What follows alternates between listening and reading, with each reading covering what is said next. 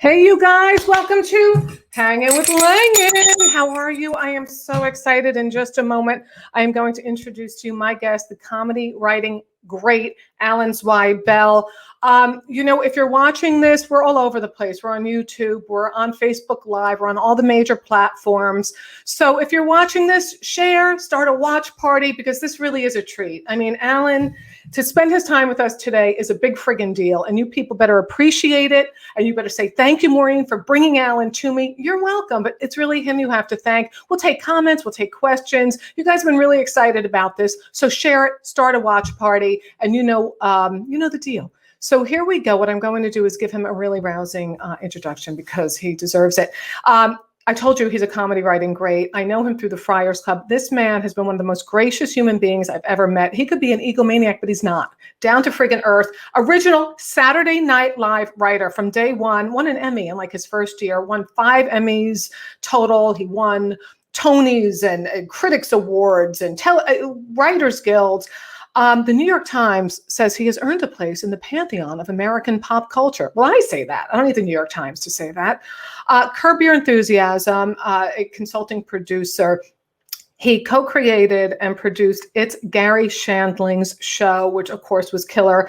A movie coming soon with his buddy Billy Crystal called Here Today. Also, Tiffany Haddish will be in that. And he's joining me today to talk about his book, which I read every word. I took like 8 million notes, like I'm in a graduate writing class.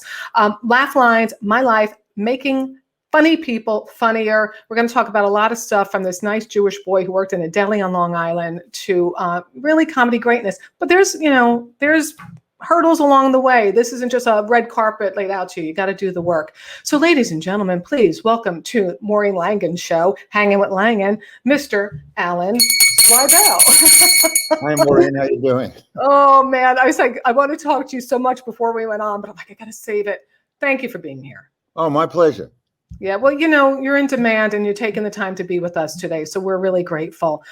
Okay, here we go. Oh my God, people are already going, I want to joke. I need this. Watching your trajectory, I love that you say that you couldn't get into a law school, so you had no choice but to be a comedy writer. You're on Long Island. You have nice parents. Talk to me about how you got into comedy writing and the very first joke that you sold. I got into comedy writing because my mom and dad went to Lake Tahoe in the summer of '72. It was the summer I graduated. Right after I graduated college, I did get rejected from a gazillion law schools. I went back to live at home with my parents. I knew I wanted to be a comedy writer, but I didn't know how to do it. I didn't know what you were supposed to do. And my mom and dad went to Lake Tahoe. They saw a show that starred Engelbert, Humperdinck. I know, the name, right? And the opening act was a Catskill comedian named Morty Gunty.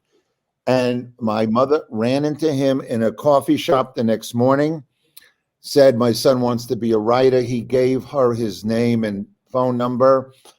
And I started writing for him. $7 a joke. That was the going rate at the time. I wrote for all those guys up in the Catskills who were still there, because that was at one point the breeding ground, for Alan King and Red Buttons and Toady Fields and Dean Martin, Jerry Lewis. They all started there and then moved to LA and became, they were big stars. I was writing for the guys that were left behind. The guy, every Freddie, Mickey, Morty, Dickie, and Lee that ever lived. And I know all of them. Yeah, no, absolutely. And the first joke I got $7 for was to Morty Gunty. He wanted a joke about sperm banks. I'm 21, like I cared about sperm banks. And I had him say, they have a new thing now called sperm banks, which is just like an ordinary bank, except here, after you make a deposit, you lose interest. Okay, $7. That made me a professional comedy writer. And as a matter of fact, a check from Morty is in the book, is in Laugh Lines. It was funny because I showed his wife, who I'm still friendly with. She's like in her 80s now. The check, the actual check I kept, it was like momentous because it it may be a professional comedy writer, and the check is for $25. And she said, my God, how many jokes did he make you write for $25? So that's what it was like, you know. Did it build your confidence selling one, or did you still think I got lucky, or, were you just nervous?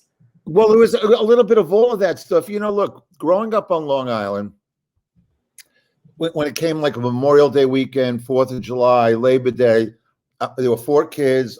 My parents put us all in the station wagon, and we went up to the Catskills and for a weekend, and I would sneak into the nightclubs where these guys were performing because I was too young. And now these same guys were doing jokes that I was writing for them. So there was a real kick to it.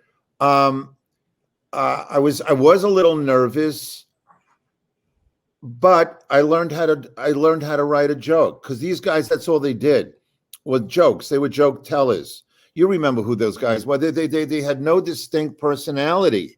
There was no character on stage. Mm-hmm. So if they all wore tuxedos, they had the same capped teeth, the same dandruff on the shoulders, the same premature orange hair, and so if one guy didn't like it, the other guy did it because it wasn't specific to a character. It wasn't until years later when I started writing for guys, let's say like Rodney Dangerfield, mm-hmm. who was a character. He said, I don't get no respect. As an infant, my mother wouldn't breastfeed me. She said she liked me as a friend. See, that was a lot easier to write that because I was writing it for a specific voice, Yeah. I'm always interested when somebody says to me, look, there are people who are so prolific as comics, like Joan Rivers. She needs joke writers, but she had her voice, God rest her soul. I've always been interested when I see somebody who isn't established, who doesn't need a plethora of all this material, like an actress getting up on stage at Stand Up New York or Caroline's going, yeah, I need a writer because I really want to get into stand-up. I'm like, no, you have to be freaking funny and come up with material. What are you talking about? Am I wrong about this? What's an actor and what's a comedian? There's a line there. Well, look, there is a line there. A comedian is a funny person who gets on stage and speaks funny about whatever he or she is thinking about, their view of the world. An actor, it's a different discipline. Actors, by and large, work with other people. They make eye contact with another person on stage with them at the same time. Mm-hmm. It's dialogue. So the onus isn't on them standing there naked telling jokes or telling their story. They are within a scene. They are within a play, and they are indeed that, an actor in it. So there is a distinct difference, each one thinks that the other one, it's a harder road, and I think that being a stand-up comedian is probably a little harder because you're not hiding behind a character. You're out there yourself. Yeah, I imagine it's what you have a skill for. Just when I see people who've getting on a stage who've never crafted work saying, I want to be a comedian, you're like, what are you talking about? Do the work. That's you and I exactly the same way, Maureen. When, I'll go all over the country and I'll give my speeches and, and after there's a Q&A or people will come up to you afterwards and they go, my nephew wants to be a writer. Okay. Is he writing? No, but he wants to be. Well, if he's not fucking writing, then he's not a writer.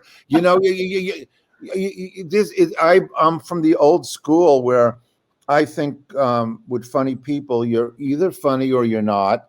Mm-hmm. You can hone your craft, obviously. Mm-hmm. Okay. So I honed joke writing when I was working for those Catskill guys. So when I got to SNL, I had to learn a whole new discipline because I'd never written for sketches. I always wrote for guys who were standing on stage, telling jokes straight out to an audience. Right. Now I have to write, so I could do that for Weekend Update, which were jokes that were told in one to the camera. But if I was to write Samurai Deli or any of the other things that I wrote for SNL back then, you had people who were within the frame talking to each other. And that's something I hadn't done before. And I knew I wanted to, wanted to write Broadway, wanted to write movies, create my own TV shows, which had scenes and had story. So that was a different discipline altogether. I want to tell people that I'm speaking with Alan Zweibel. His book is called Laugh Lines, My Life Helping Funny People Be Funnier. You can get it on Amazon, or you can go to his website, Alan Zweibel. I'm telling you guys, you're going to read it in like 5 minutes because it's riveting and you can't stop turning the page about just the magnitude of people you've worked with. Saturday Night Live, I want to play a clip. And I think it's amazing that you went from writing in the Catskills to Saturday Night Live and won an Emmy your first year. It's mind-boggling to me, and it's inspiring. Okay, we're also was in a very innovative time with somebody like Lorne Michaels, who let people go to town and do their thing. But here is a clip of your dear friend and a bit that you helped her work on that was repeated. I have questions about it. Here we go. Gilda. This past Thursday was the Great American Smokeout, a day that everyone in America was encouraged to stop smoking cigarettes for a 24-hour period. Here to comment further is Update Health correspondent Rosanna Dana. Thanks a lot, Jen. Thanks a lot. Mr. Richard Fader from Fort Lee, New Jersey writes in and says, Dear Rosanna Dana, last Thursday I quit smoking. Now I'm depressed, I gained weight, my face broke out, I'm nauseous, I'm constipated, my feet swelled, my gums are bleeding, my sinuses are clogged, I got heartburn, I'm cranky, and I have gas. What should I do? Mr. Fader, you sound like a real attractive guy. You belong in New Jersey. Gilda Radner, your dear friend, godmother to your children, I believe. Mm-hmm. Yeah, that was a character that she and I created together. And Richard Fader from Fort Lee, New Jersey is my brother-in-law. So I would write a letter from him to her whenever we would do the bit. And I made each letter more stupid than the one before. And he really got off on it. He's still my brother-in-law. And, if he gets pulled over for speeding, 45 years later, he's telling the cop who he is, but that was the beauty of collaboration, to write with Gilda, to write with Aykroyd, anybody who, with Buck Henry, anybody who came through those halls. There's just the synergy of 1 and 1 equaling 3. What Lorne did was when our very first meeting, when he was talking about this new show, he described it as a comedy variety show. But then the next sentence was, he elaborated. He says, what he meant by that was, it's a variety of different kinds of comedy. So you had, among the 10 original writers, you had Michael O'Donoghue, who founded the National Lampoon. You had Ann Beats, who wrote for the National Lampoon. You had me, who was a joke writer up in the Catskills. Franken and Davis were a stand-up comedy team from LA. So, you had people with different backgrounds and different views of the world. And that's what gave it the variety that Lorne was talking about. It was interesting for me to read in your book, Laugh Lines, available on Amazon, that somebody like, that was product placement. So product placement. So it was interesting for me to read. You always hear these tales, but that there were women on these shows, writers, and Jane and Lorraine and Gilda, but that Belushi did not want to do some of these women sketches, the one about construction, that the women were going to heckle him or something like that. There was a resistance. Tell me more about that. Well, that was a sketch. The only reason I remember it is because Rosie Schuster was one of the original writers, and I got a hold of all the writers from my era and other eras, from other productions that I have done, but specifically from SNL. I wanted to make sure that I quoted them properly, and do you remember it this way? Do you remember it that way? And Rosie had told me, and it's in the book, that I think that was for Lily Tomlin hosted the 6th show, and Rosie wanted to just reverse the role models when it came to construction workers, where you had women construction workers who were ogling a guy who was walking by. And yeah, I had forgotten that John didn't want to do it. I don't remember the politics involved in it, but I remember that Danny Aykroyd did.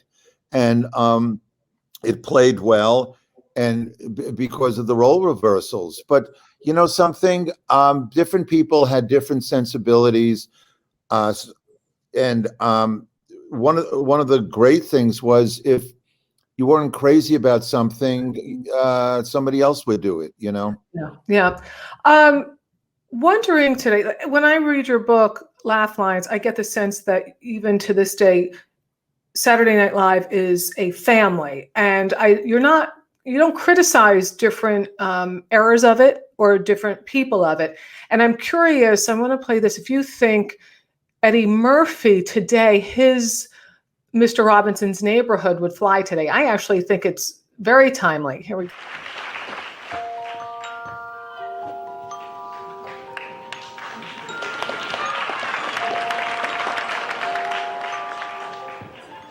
It's one hell of a day in my neighborhood. A hell of a day for a neighbor. Would you be mine?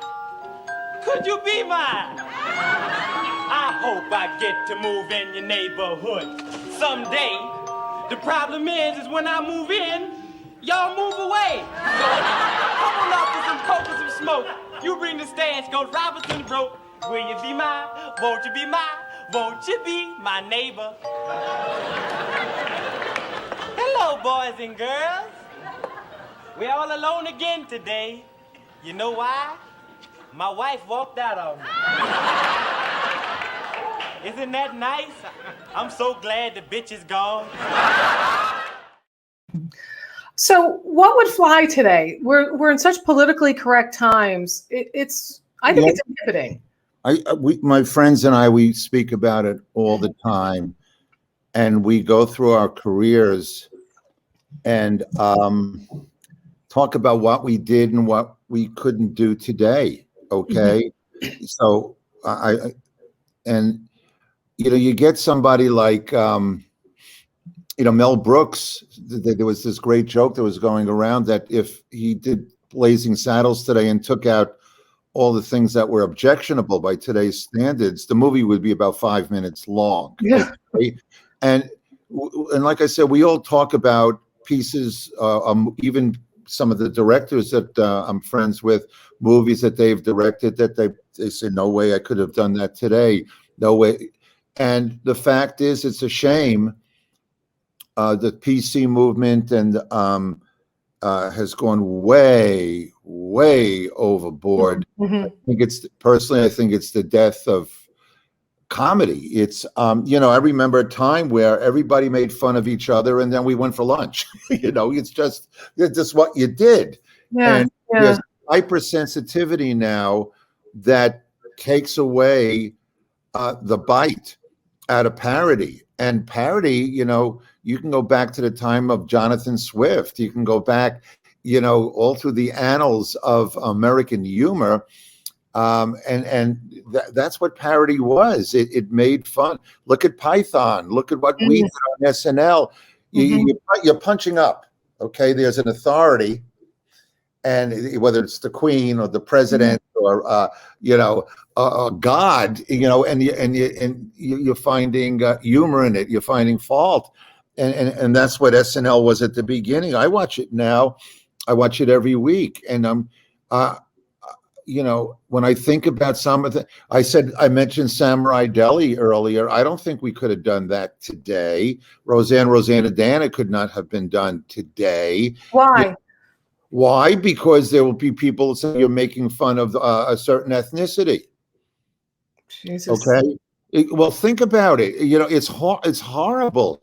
Your hands are really tied. So when I hear that Jerry Seinfeld, or I ran into Chris Rock a number of months ago, and we're talking about this with Chris in particular about not playing colleges because they give you a list of things that subjects you're not supposed to go near. So comedy is done with love. Comedy, there's a wink there, and there's something fun about sitting next to somebody and laughing at the same thing. but the irony of it is the whole PC thing is it's more divisive than anything. You're saying there's a difference between you and me, and there are lines that can't be crossed, as opposed to us all sharing in each other's foibles, ethnicities, cultural backgrounds. Do you think that Don Rickles would last a half a minute today?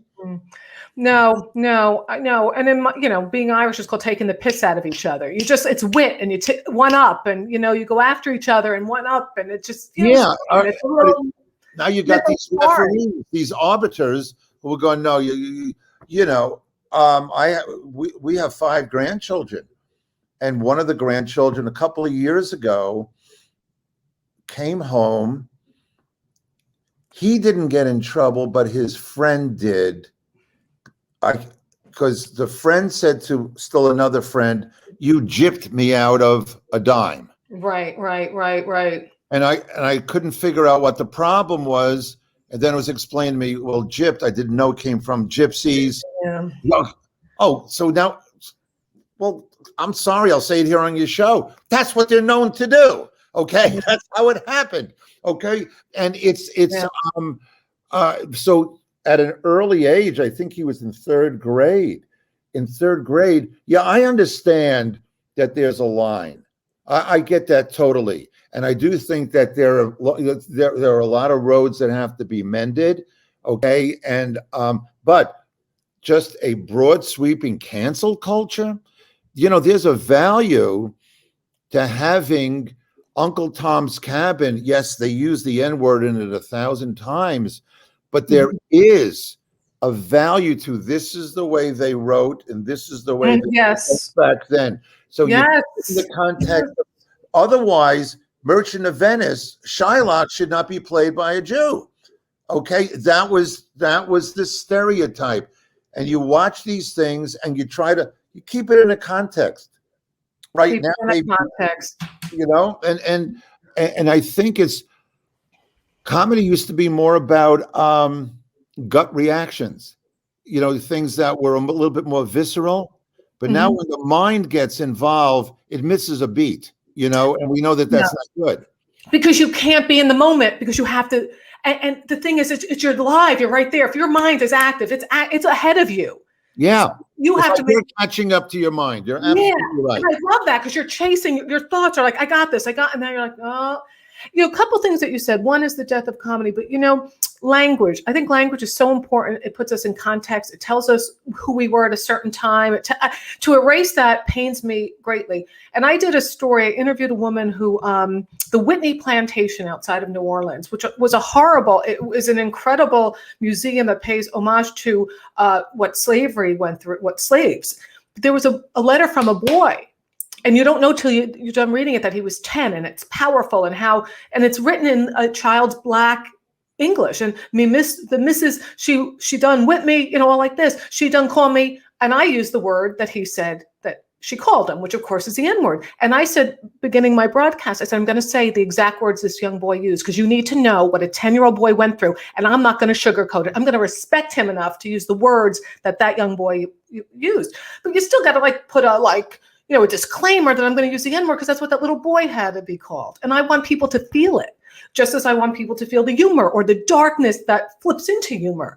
So when you say it's the death of comedy, do you really believe that it is the death of comedy, or do you it's a figure of speech, Maureen, and I'm just hoping that the pendulum comes back to the middle somewhere. Yeah, there are apologies that have to be made. There are reparations that have to be made. And those things have to be acknowledged and rectified. Okay. But to sanitize everything, I think is wrong. And that little boy, the 10-year-old boy, that's the only way you can feel his pain. Yes. And your heart goes out to that 10-year-old boy, but you're putting it in the context of what that time was. And there is a benefit. If I want to put a positive spin on it, I could say, look how far we've come. Okay. So, and I don't mean to sugarcoat it by doing that. And that is not to be dismissive. No, okay? no. Look, I'm a Jew, and the Jews have been kicked out of every country in the world. There was a Holocaust. There's anti-Semitism that's going on today. And you want to know something? humor is a coping mechanism. There's a survival instinct that people have. There's a thing called gallows humor.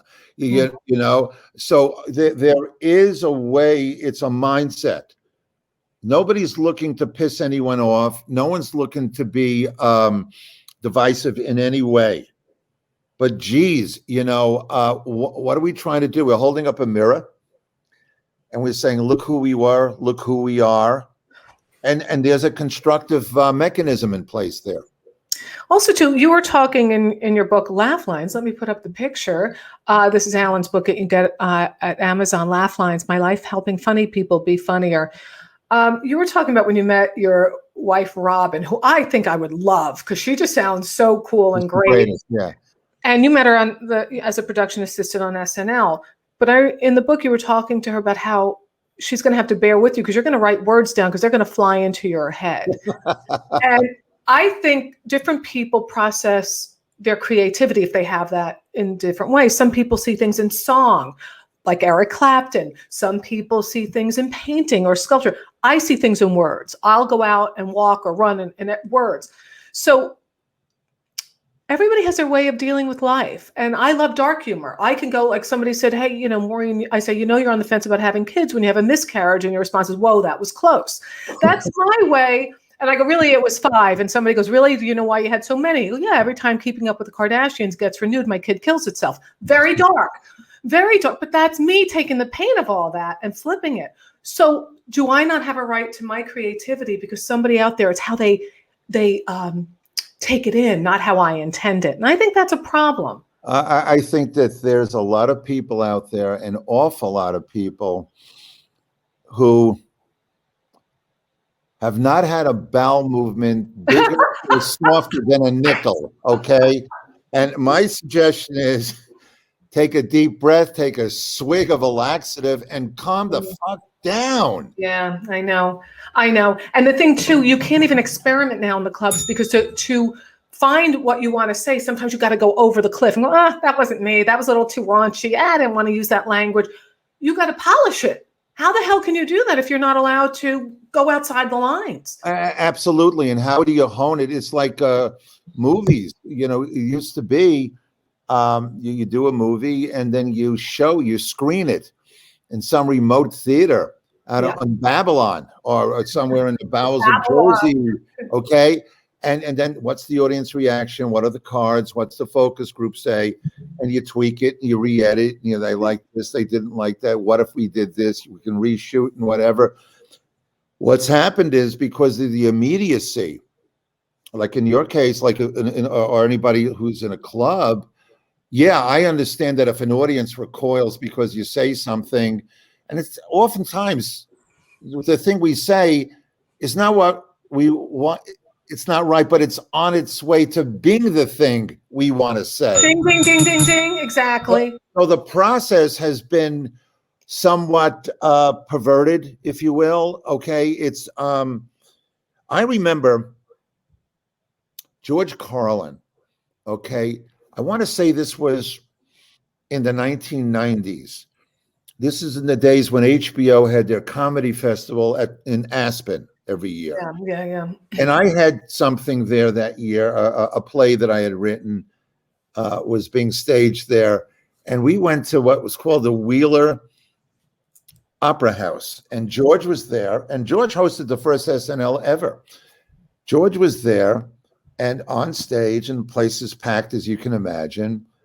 And he had a stool next to him. And on the stool were pages from a legal pad. And he was either honing the act for a special or an album he was going to do, one of those two things. So he would do a bit. If it worked, he put a check next. He let us in on the process. I love that. Don't you love that? If it didn't work, he put a big X in it, and he says, all right, you won't see that again. Okay.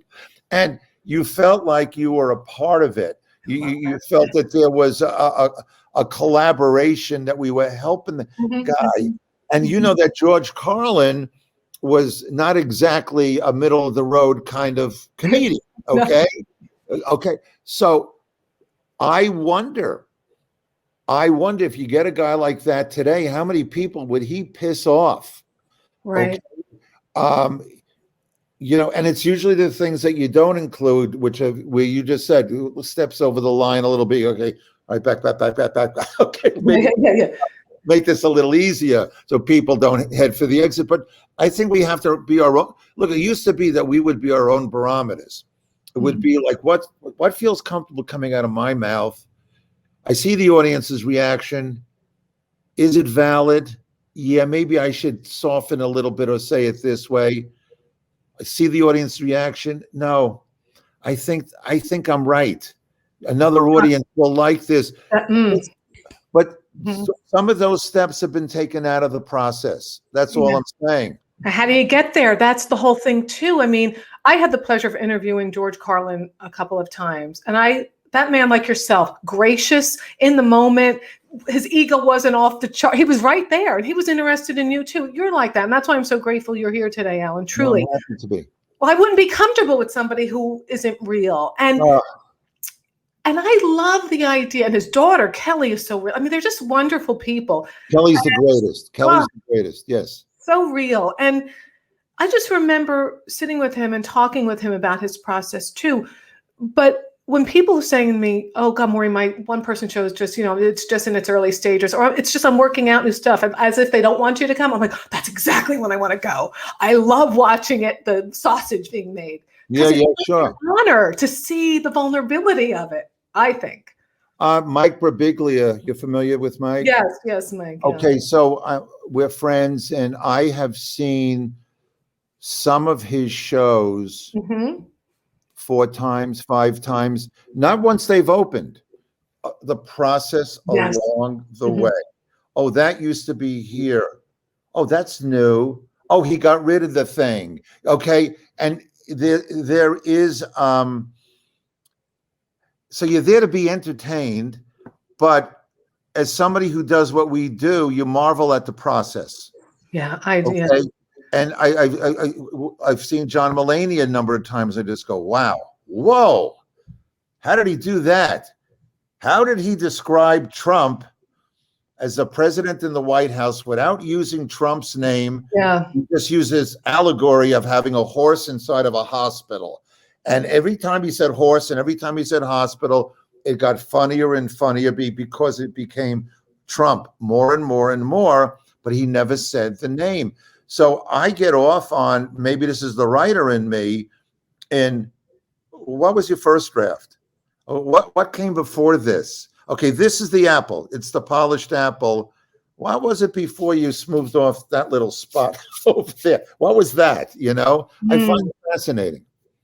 Yeah, I do too. I do find that fascinating.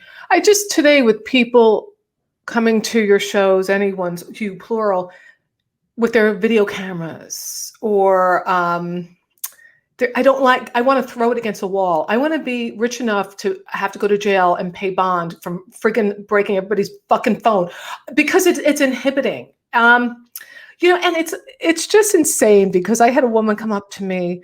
You can't even use the language that my father would use from the South Bronx. You can't say like the language Huey Langdon would use as a garbage man from the South Bronx. You can, and I described him as being a mix of Fred Sanford, Archie Bunker, and Marlon Brando, the early years, not the fat years.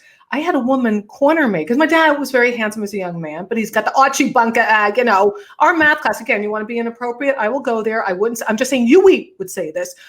If he had to teach us homeschooled right now with the math, he'd be teaching us how to Jew him down, just like don't jip him off. This is what our math class would be. Don't jip him. It's insane. But those are the kind of things a guy from the 30s would, I don't say that, and I mean no disrespect. Those of you out there who are flipping the frig out, of course I don't. But if I put that language into his mouth and I got to deal with some woman coming up to me after going, I swear to God, she goes, I don't like that you use the word fat. I go, what? I just poured my heart and soul on the stage. What? She goes, well, I used to have eating issues. I go, well, who didn't? And then she's like, well, my therapist said I should confront things that trigger me. And I go, you're picking me? You've been puking on your own for 40 years. All of a sudden, it's my fault. When did this become my freaking fault? Well, this is the whole truth. I don't think you're hearing me. I go, no, I'm hearing you. And I'm just going to go like, la, la, la. Like, I don't want to hear you. That's the problem. The head is getting in the way. Okay, now we've all had issues. Now, if that woman was fully evolved, she would laugh. Yeah, she's not going to forget that she had eating issues. Maybe she was overweight. Okay, but if she was fully evolved, she'd laugh, and that to me would be, oh, you're cured. You got past it. Good for you. Well, I should have told her to get a better therapist, Alan. I should have said, get a better friggin' therapist because there's something wrong with you. Hey, we got a question. Mark Pitta, he's a comedian, and he ran the comedy night at the Throckmorton in Mill Valley, California for many years. And he called me 2 days ago and said, please ask Alan. I just finished his book. This is how eager he was to get a question in with you. He said there's a part in your book where you make a joke to Paul Simon, and I'd like you to tell that. And he asked, has any ever backfired on you trying to ingratiate yourself to a celebrity before, just trying to connect? You're a young guy. You're trying to do your thing. The Paul Simon thing was, he was the biggest idol I've ever had.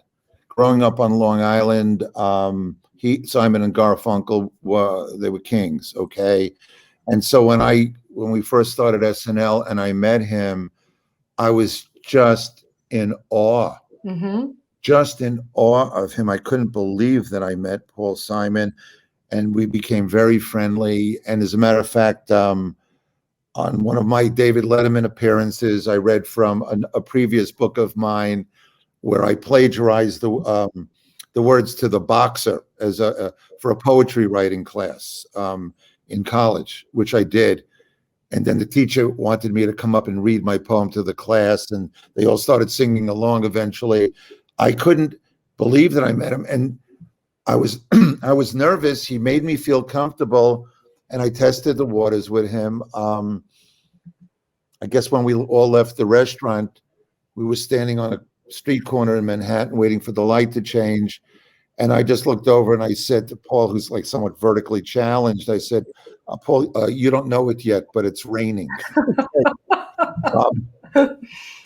Now, have any backfired? Okay, you guys, so I'm going to leave it there with Alan Zweibel, but I'm going to bring back part 2 with him because he has so much to share. The cliffhanger there is someone who he found humorless, and she is huge. She's not a comedian. She's a singer and a movie star, and I mean iconic. You've got to wait to hear this story. Anyway, get his book, Laugh Lines, on Amazon or on his website. And if you're liking what you're seeing on Hanging with Langan, I'm asking you guys to support the show by becoming a member of Hanging with Langan on Patreon. Patreon is subscriber based, starting at $5, patreon.com/Maureen Langan. And for $5 you'll get a month, you'll get all the videos. And for $10, you'll get backstage chats and treats, and a certain tiers you get a Don't Make Me Hate You t-shirt, which you can also get on MaureenLangan.com. I have a store. I have a little bit of a store. So you folks have been fantastic. So tune in for episode 2 with Alan Zweibel and hear who the person is that's humorless. Also, we're going to talk more about comedy greats, and Alan will have some advice for you writers out there. He's just so generous with his time, and so are you. So I will see you soon. Bye.